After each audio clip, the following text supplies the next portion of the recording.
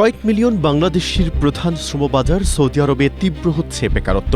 দেশটিতে বেকার হয়ে পড়া হাজার হাজার প্রবাসী বাংলাদেশি সেখানে বর্তমানে মানবেতর জীবনযাপন করছেন। অনেকে জীবন বাঁচাতে নিজেদের ঘরের হাড়ি পাতিল সহ বিভিন্ন জিনিসপত্র পর্যন্ত বিক্রি করতে বাধ্য হচ্ছেন। প্রায় আড়াই মাস আগে সৌদি আরব আনছে, 5 লাখ টাকা দিয়ে আইছি আমি। 5 লাখ টাকা দিয়ে আইসে আমাকে কোনো কাজ কাম দেয় নাই, কিচ্ছু দেয় নাই। 3 মাস থেকে আমি বাড়ি থেকে আইনা খাইছি, চলছি, এইভাবে চলছি। এখন আবার 3 মাস করে নাই, আড়াই মাস হয়েছে। এখন আমি আবার দেশের থেকে টাকা আইনা আবার টিকিট খাইতে পারি দেশে চলে যেতেছি। দালাল আমারে আইনা বুঝছেন, একটা দালাল আইনা আরেকটা দালালের কাছে বিক্রি করছে, 4টা দালালে আমারে পাইছে। আমার নিজের 22 বছর সৌদি আরবের বয়স, এখনও কোনো জাতীয় কাজ গরম নয়, বেকার আছি। আজকে 5 মাস দেশ থেকে ছুটিতে নিয়ে আসার পরে 5 মাসের মধ্যে কোনো কাজ গরম হয়েছে। এর ভিতরে বাংলাদেশের দালালেরা প্রতারণা করে মানুষকে 5 লক্ষ 6 লক্ষ টাকা দিয়ে আনতেছে, মানুষ অনেক বৈশাখ আইতেছে, রাস্তায় রাস্তায় ঘুমাইতেছে, মানুষের কাজ করবো বলতে কিছুই নেই। সৌদি আরবে আসার পরে 3 মাসের আকামা দেয়। 3 মাসে আকামা দেওয়ার পরে আর কোনো দালাল কোনো খোঁজ খবর নেয় নেই, কোনো কাজ কাম দেয় নেই, কোনো কিছুই দেয় নেই। পরবর্তীতে কাম কাজের জন্য অনেকখানেই যাই, অনেকখানেই চেষ্টা করি, অনেকখানেই কাজ করি, কিন্তু সাপ্লাইয়ের আন্ডারে কাজ করাতে কোনোখানে টাকা পাই নেই, অনেকখানে টাকা দেয় নেই, অনেকখানে বাকি রয়েছে। এই অবস্থায় চলতে চলতে আজকে 4.5 বছর যাবৎ কষ্ট করে আজকে দেশে চলে যেতেছি। আমি 5.5 লাখ টাকা থেকে আসছি, আজকে 5 মাস হয়ে গেছে, কাজ কাজ নাই, ঠিক আছে।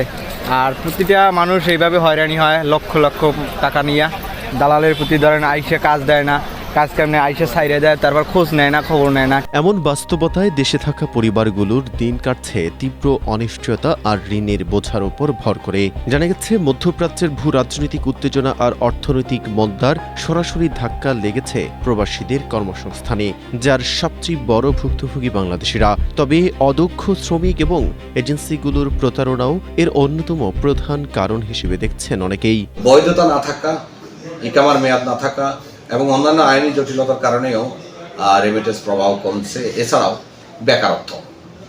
এই মুহূর্তে আমার মনে হয় সৌদি আরবের সব থেকে বেশি বেকার বাংলাদেশিরা।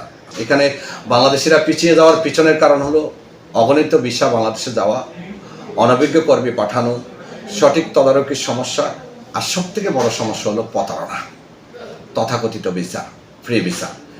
এগুলো যদি নিয়ন্ত্রণ করা যায়, সৌদি থেকে রেমিটেন্সের প্রবাহ আরও কয়েক গুণ বাড়বে। ব্যাংকিং এর মাধ্যমে যদি আপনারা এই কত টাকা দিচ্ছেন সেই টাকাটার বিষয় এবং আমাদের একটা অভিবাসন ব্যয় নিশ্চিত করা আছে, সেই টাকার মধ্যে আপনারা আসছেন কিনা, সেই টাকার বেশি হয়ে গেলে কেন বেশি হচ্ছে, আপনি এই বিষয়টা তো আসলে সচেতনতা আপনার নিজের। আপনি সেই জায়গাটাতে হাইড করছেন, গোপন করছেন। গোপন করার বিনিময়ে আপনি এখানে আসার পরে আপনার কোনো ইকামা হচ্ছে না, আপনি একটা ভালো বাসস্থান পাচ্ছেন না, এবং আপনি তো আমাদের প্রেসক্রাইবড যে এই অংশ, অর্থাৎ প্রেসক্রাইবড ম্যানারে যেভাবে করে আমরা বলছি যে অ্যাটাস্টেশনের যেসব কোম্পানি আছে আপনি খোঁজ খবর নিয়ে আসবেন, সেগুলো আপনারা মেনটেন করছেন না। তো এগুলো না করলে আসলে এসে আপনি তো এটি সমুদ্রের মধ্যে পড়বেন। এদিকে সৌদি সরকারের কঠোর সৌদিকরণ নীতিতে মন্দা লেগেছে দেশটির বেসরকারি খাতেও। কোম্পানিগুলো থেকে চলছে কর্মী ছাঁটাই, অনেক জায়গায় মাসের পর মাস বকেয়া বেতন। ফলে নতুন ভিসা নিয়ে যারাই দেশটিতে যাচ্ছেন তারা বেকার হয়ে পড়ছেন। এমন পরিস্থিতিতে সাম্প্রতিক মাসগুলোতে রেমিটেন্স প্রবাহেও ধস নেমেছে। আমাদের অধিকাংশ এমপ্লয়ি আনস্কিলড হওয়ার কারণে তাদের ইকামা সহ বিভিন্ন জটিলতা দেখা যাচ্ছে। তো তাদের আবার অনেকাংশে দেখা যাচ্ছে তাদের ভ্যালিড ইকামা নাই, পাসপোর্ট রিনিউয়াল টাইম মতো করতে পারে না বলে ইকামা করতে পারে না। আমাদের যারা শ্রমিক হায়ার করে যেসব প্রতিষ্ঠান আছে তাদের অনেকেই দেখা যাচ্ছে যে প্রয়োজন নাই, কিন্তু অধিক সংখ্যক শ্রমিক নিয়ে আসছে।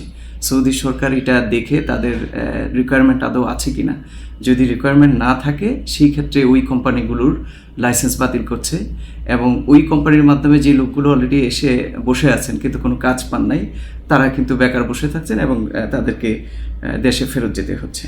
বাংলাদেশ ব্যাংকের তথ্য বলছে, গত এপ্রিলের পর থেকেই সৌদি থেকে রেমিটেন্স আসার গতি কমেছে।